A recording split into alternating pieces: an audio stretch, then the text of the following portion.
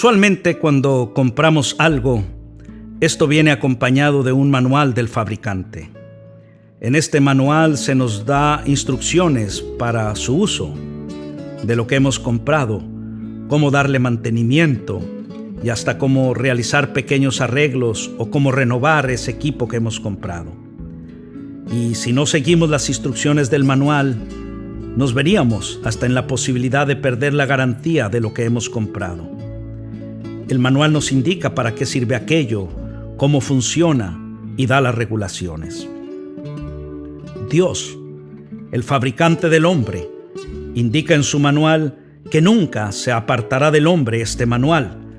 Josué 1:8 dice: nunca se apartará de tu boca este libro de la ley, sino que de día y de noche meditarás en él, para que guardes y hagas conforme a todo lo que en él está escrito, porque entonces harás prosperar tu camino y todo te saldrá bien. Y estudiando, amigos, este manual, encontramos que Dios formó al hombre del polvo. Génesis 2:7 dice: entonces Jehová Dios formó al hombre del polvo de la tierra y sopló en su nariz aliento de vida, y fue el hombre un ser viviente. Dice también este manual que lo creó a la imagen de Dios. La proyección de Dios estaba en el hombre. Génesis 1:27 dice: y creó Dios al hombre a su imagen, a imagen de Dios lo creó, varón y hembra lo creó. Dios creó al hombre y Dios le dio un lugar para vivir. Génesis 2:8.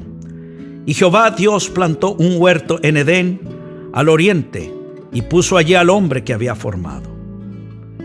El huerto de Edén era la casa del hombre que Dios había formado. Había allí todo lo necesario en lo material y también en lo espiritual, pues el hombre tenía su espíritu vivo en comunicación estrecha con Dios. Lo mejor de lo mejor puso Dios: gozo, placer, abundancia. Los animales mismos se sujetaban a Adán y a Eva. Pero estando allí, en su casa en Edén, el hombre es puesto a prueba con referencia a cierta revelación específica de la voluntad de Dios. Génesis 2:16 y 17 dice: y mandó Jehová Dios al hombre diciendo: de todo árbol del huerto podrás comer, mas del árbol de la ciencia del bien y del mal no comerás, porque el día que de él comieres, ciertamente morirás. Había solo una posibilidad de elegir mal, de fallar, solo una prohibición. Y el hombre, creado como un ser libre, usa mal su libertad. Pasa por alto la información recibida de Dios. Hay un rompimiento con el plan inicial. Hay un rompimiento con Dios mismo. Y así el hombre cae más abajo que el resto de la creación. Se rebela contra Dios. El hombre se encuentra rebelado contra Dios y su espíritu muere al romperse su relación con Dios. Su alma comienza a morir. El hombre comienza a mentir, a manipular y a matar. Y eventualmente su cuerpo muere también. Pero en el área espiritual, el efecto es instantáneo y total. El espíritu era la parte que tenía comunión con Dios. Cuando el espíritu muere por el pecado, la comunión se rompe. Y Dios, que siempre toma la iniciativa, viene a buscar al hombre después de la caída. Viene a buscar su sombra, su proyección, lo que él había creado. Dice Génesis 3:9: mas Jehová Dios llamó al hombre y le dijo: ¿dónde estás tú? La palabra en original más bien nos dice: ¿cómo estás tú? La respuesta del hombre: tengo miedo, estoy desnudo y desprovisto. La gloria recibida había sido quitada y la desnudez más que física era espiritual. El espíritu se apaga, se desconecta de Dios, permítame así decirlo, se apaga el foco. Y con el espíritu apagado se le activan los sentidos. Así el hombre es ahora gobernado por los sentimientos. Como resultado, hay crisis constante. Conforme a las circunstancias, así actúa. Y como consecuencia de la desobediencia, el espíritu se apaga y el hombre es sacado de su casa. Génesis 3:23. Y lo sacó Jehová del huerto del Edén para que labrase la tierra de que fue tomado. El hombre, puesto fuera de su casa, fuera de Edén, en un estado en el que simplemente es imposible regresar a Dios, al menos que sea ayudado por Dios mismo. Ellos vieron la felicidad de la que habían caído y la desgracia a la que habían caído. Ellos vieron a un Dios amoroso provocado, su gracia y favor perdidos, su reflejo e imagen se había perdido. Ellos vieron su naturaleza corrompida y depravada. Sintieron un desorden en sus espíritus nunca antes experimentado. Vieron una ley en sus miembros, peleando contra la ley de sus mentes, cautivándolos para pecar y llenarse de ira. Se encontraron robados de sus ornamentos e insignias de honor, degradados de su dignidad y degradados en grado sumo. Este conocimiento, amigo mío, esta nueva realidad fue dolorosa para Adán y Eva, y lo es también para usted y para mí. Un efecto doloroso del conocimiento ganado por el pecado es la culpa, y el intento más común para librarse de la culpa es negarla o pasarla a otras personas. Génesis 3:12 y 13 dice: Y el hombre respondió: La mujer que me diste por compañera me dio del árbol y yo comí. Entonces Jehová dijo a la mujer: ¿Qué es lo que has hecho? Y dijo la mujer: La serpiente me engañó y comí. Hoy en nuestros días se culpa a los padres, a la sociedad, al gobierno, etc., en vez de admitir la propia responsabilidad y culpa delante de Dios y unos con otros. Y con la astucia afilada por el tiempo y por la desesperación, en nuestros días hemos ido aún más lejos que Adán y Eva. Hemos negado aún el mal como mal. Hemos hecho una distinción sin fundamento entre culpa y sentimientos de culpa, esto debido a la psiquiatría. La enseñanza moderna no es de humillación y enmienda ante las faltas. Es más bien verlas como natural y no sentir vergüenza o culpa por ellas. El hombre moderno lucha por sobreponerse al sentimiento de desgracia y fracaso, haciendo público y común el pecado. Negar lo que es incorrecto como incorrecto es la mayor ganancia y ocupación de aquellos esclavos de lo incorrecto. Para la Biblia, este es el final de las cosas, el punto más bajo cuando el pecado ya no es pecado. Haz lo que te parezca y te haga sentir bien, se dice. Tú eres soberano sobre tu cuerpo y persona. Y la razón por la que tenemos sentimientos de culpa es porque la culpa es real. Y la razón por la que tenemos culpa es que estamos en rebelión contra un Dios también real. Ahora volvamos, retrocedamos y hagamos una pregunta. ¿Era Adán el mismo hombre o era otro adentro y afuera de Edén?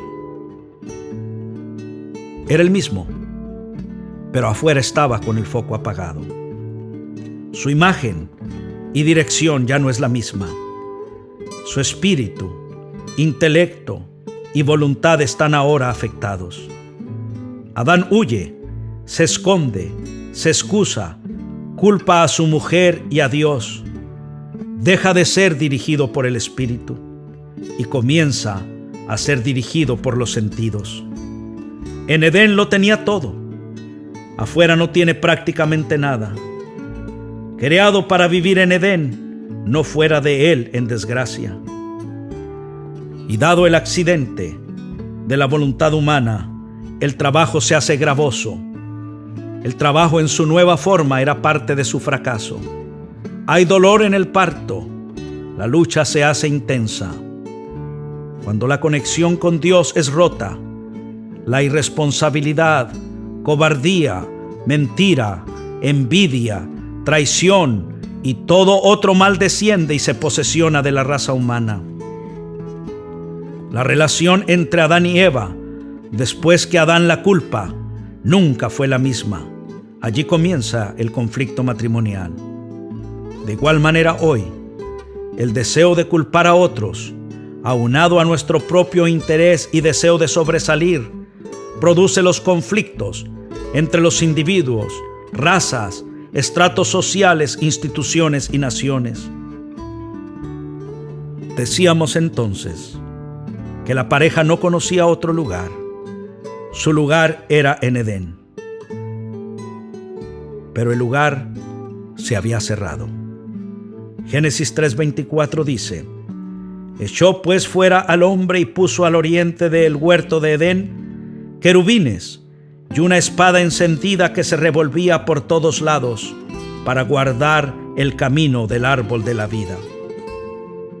Para entrar había que ser traspasados por la espada.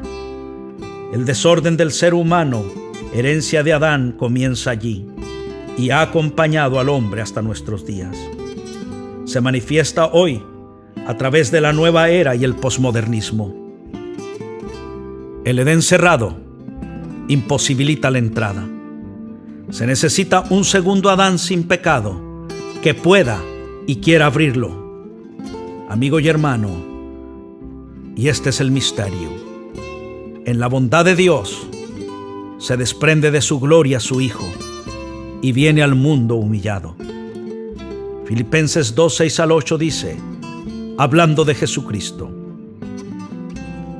el cual, siendo en forma de Dios, no estimó el ser igual a Dios como cosa a que aferrarse, sino que se despojó a sí mismo, tomando forma de siervo, hecho semejante a los hombres, y estando en la condición de hombre, se humilló a sí mismo, haciéndose obediente hasta la muerte y muerte de cruz.